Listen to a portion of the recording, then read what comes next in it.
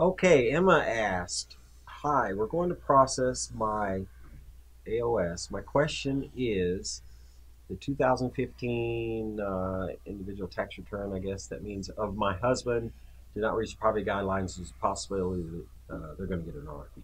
Well, you shouldn't for 2015. That was 3 years ago now. They're really more concerned about your current income.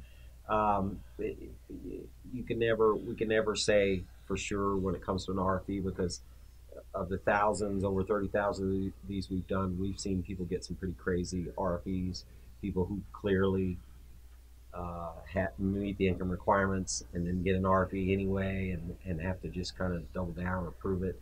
So while I can't say you won't get an RFE, what I can say is probably not. And we've certainly done these for people who didn't work at all in 2015 or 2016. We've done them for people and were approved by people who just got a job months ago and before that were unemployed for a year and they've gone through.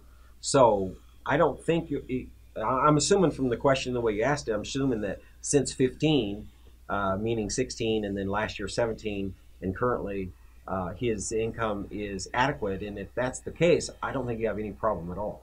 And the second part I'll add to that is, RFEs are frustrating and they definitely can be a little nerve wracking, but they're really not anything to be afraid of.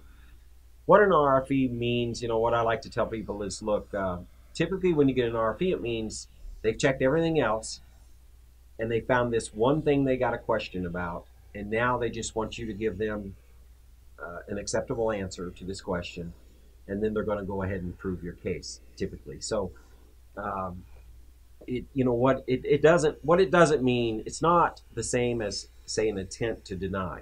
That's an actual letter that gets sent out. uh, Intent to deny.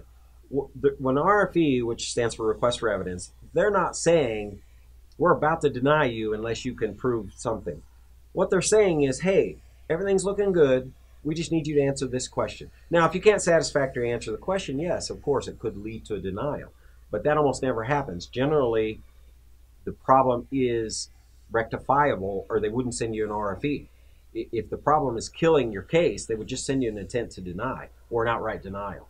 So I wouldn't be afraid of an RFE. It does typically add about a month to your timeline, unfortunately. So it is frustrating. Nobody wants to be slowed down. But I can tell you, probably a full 20% of people will get an RFE. Even if your case is perfect, you can get an RFE. We see it. Not, I won't say frequently, but we definitely see it. It's not unusual for a case to be perfect and they still get an RFE for some little thing or something that was in there and they didn't see it. A photograph that we're sure was included or something. So don't be too afraid of an RFE. It is actually a normal part of the process. It's just the way in which they ask you a question. They're looking at your big petition. It's a complicated process. Everybody wants to do it right, including the CIS workers. And they're sitting there in their cube and they look at your documents. They got a question. Their only choice is send an RFE. They can't do it by email. They can't do it by phone call. They have to do it by RFE. So it's really just a man or a woman who has an important job to do. And before they make a determination on your case, they just need to ask you a little question. That's generally all it is. Now, having said that, you do need to take it serious. There's a deadline, and if you don't get the RFE back by the deadline stated in the letter, generally 30 days, you will be denied if you don't answer them. So by all means, you need to take it serious. You need to make a copy of what you send. You need to send it with delivery confirmation and all that. So do take it seriously, but don't get terrified about it. They're just a routine part of the process. Well, and actually, to add to that, my wife received an RFE, a request for evidence, in our petition, and believe it or not, we actually thought it was good news because that means that they finally got to it. Because as many of you know, that's asked questions on this program, have realized that the processing time starts taking a little while.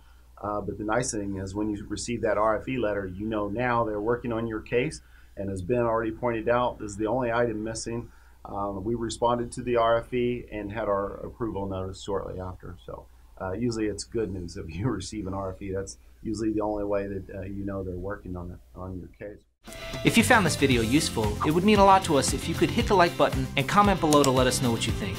You can also ask your own immigration questions in the comments below. If you want to make sure not to miss any of our future videos, we invite you to subscribe here on YouTube and be sure to click the notification icon so you can be alerted whenever we publish a new video. Also, don't forget to follow us on Facebook where you can watch our regular immigration Q&A live streams.